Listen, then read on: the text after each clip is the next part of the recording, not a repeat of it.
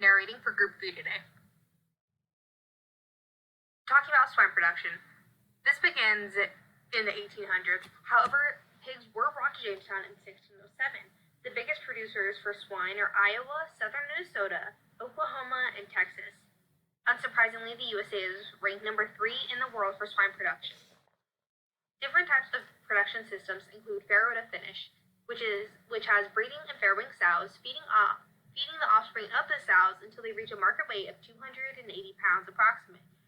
This total production time is about 10 months, 4 months being breeding and gestation, while 6 months are raising the litter to reach the market weight. This requires a long-term commitment and is the most labor and capital intensive, and is not as popular due to such. A different type of system is farrow to feeder. This also has the breeding and farrowing sows, where they sell the piglets to finishing operations until they're about 30 to 60 pounds. This has a decrease for facilities, it has operating capital decrease, as well as the amount of feed and manure. This is good for increasing numbers of sows one has on their facility. Another production system that is pretty common is feeder to finish, where they buy feeder pigs weighing the 30 to 60 pound approximate to reach that 280 pound market weight. Give some or take some. It is a good source for feeder pigs in regards to their health and quality. It has minimum overhead, a low labor, and not a long-term commitment. And it can also capitalize on manure, causing it to be an uprising production system. The economic impact in the USA for swine production as of 2021 was approximately $178 billion of direct, indirect, and induced sales. This equating to $57 billion added to the GDP. $35 billion in personal income were generated. 66,000 pork producers in the USA sold 140 million hogs at approximately $28 billion, this just being in 2021. Swine production supports more than approximately 614,000 jobs for USA citizens. Economic impact of California. Overall, Proposition 12 costs poor consumers $320 million annually, or 7.4% more due to pork prices rising, while we're getting less pork now. Swine and egg-laying hens had housing provided by Prop 12 to be implemented in the beginning of 2020, as we saw this January. Farrowing operations were to be more expensive. As this current year, pork consumers will pay more for less meat. California accounts for 15% of the U.S. pork market. The GAP, or Global Animal Partnership, is a nonprofit organization that focuses on providing a 5-step animal welfare standard. Certification is a 15-month period at minimum and focuses on the health, productivity, natural living, and emotional welfare of these animals.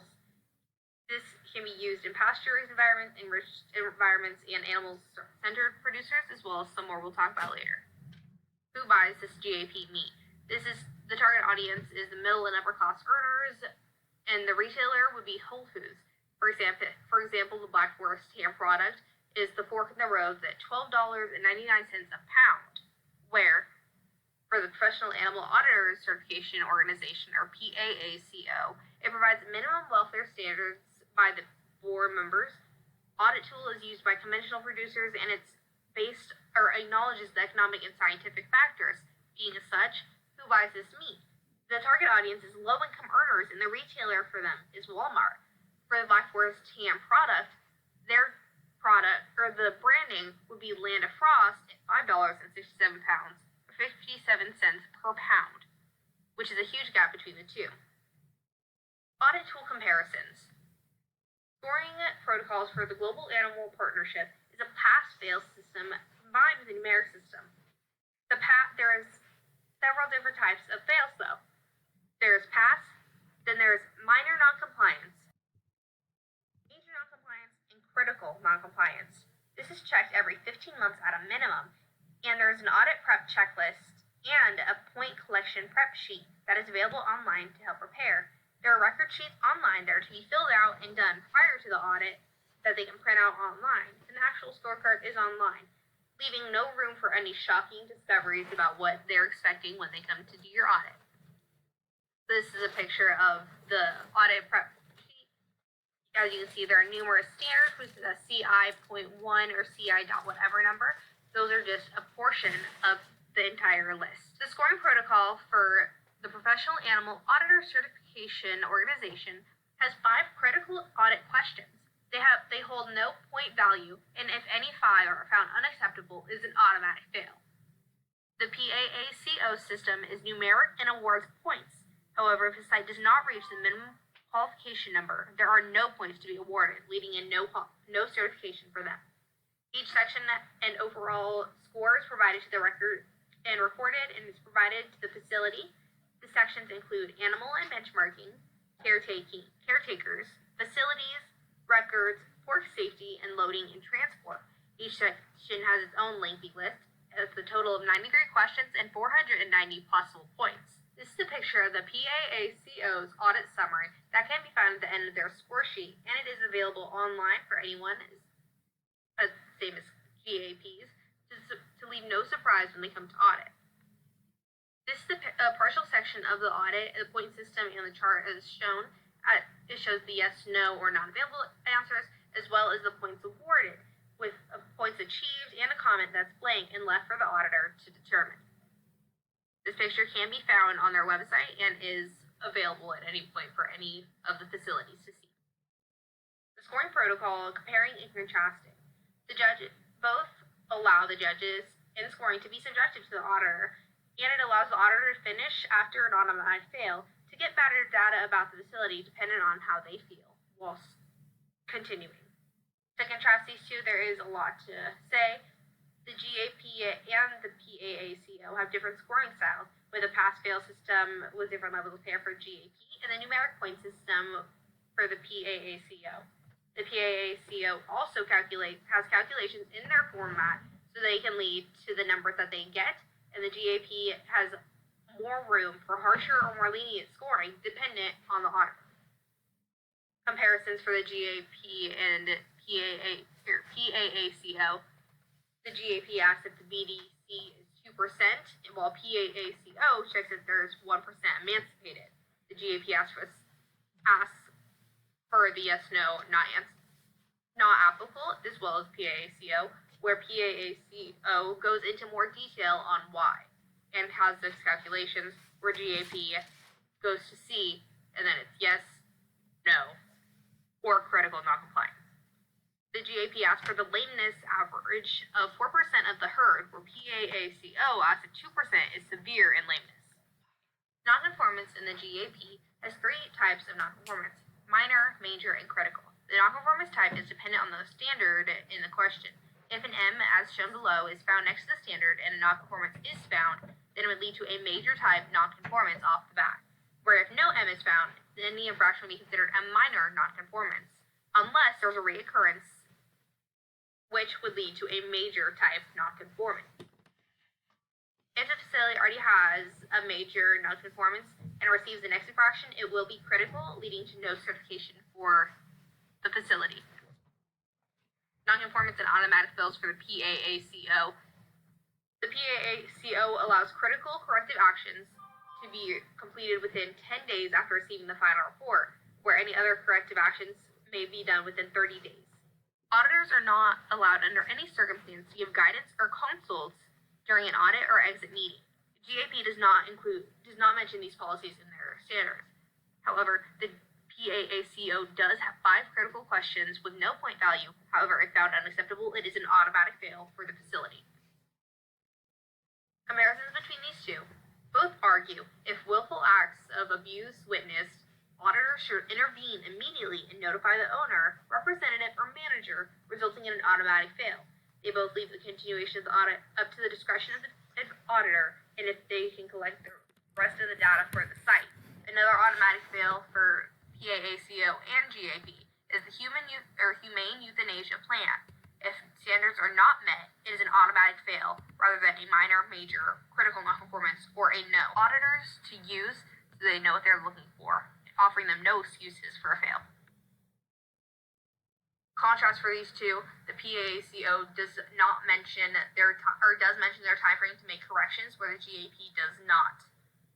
The PAACO also has the 5 critical questions, where the GAP does not. The PAACO Certified Audit Tool. Its instructions are provided very detailed. The auditors are required to be certified by their training provided online, and audit questions are provided in a detailed manner. For the GAP is an audit standard, and instructions are straightforward with no extra details.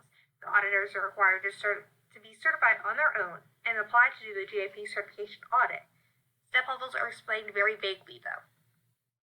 The scoring differences. The PAACO scoring method is through counting your observations. Scoring is dependent on the auditor's determination, and each score can be different with each auditor. The GAP has a scoring method that is based on the GAP step level. The scoring system is the same throughout the same level, and you either meet the standard or you don't. How to pass through the GAP. All levels of certifications, varying rates, and gestation stalls are prohibited. No antibiotics, no added hormones, no animal byproducts. You can also not tail dock or teeth clip your piglets, and all farm third-party parties must be audited every 15 months at minimum. How to pass. There is step 1 through step 5 plus. Step 1 is a permanent housing structure with no outdoor access required. Castration before 10 days old. Must have space to move freely and bedding at all times. Step 2 is an enriched indoor environment with enrichment items, encouragement of natural behavior, so rooting, playing, or etc., and has a decreased expression of abnormal behaving like tail biting. Step 3 is outdoor access, which has a continuous unobstructed access to outdoors during the daylight hours, has an outdoor, either a dry lot, a concrete pad, or pasture, and has enrichment as well. Step 4 is on pasture, which in winter housed with continuous outdoor access. They must live on a pasture with access to shelter. The pasture is a rangeland, a grassland, planted pastures, managed pastures, wooded areas, harvest crop areas, lands with access to vegetation or other types.